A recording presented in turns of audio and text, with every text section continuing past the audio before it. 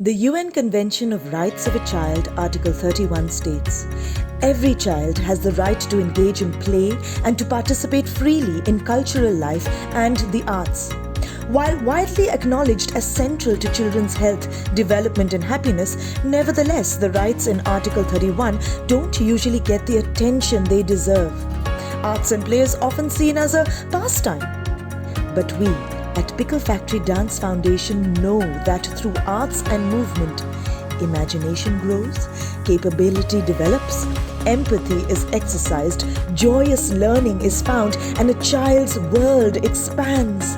The arts are vital to a growing child's brain, activating spatial, temporal, rhythmic, musical, interpersonal, intrapersonal, kinesthetic, and emotional intelligences.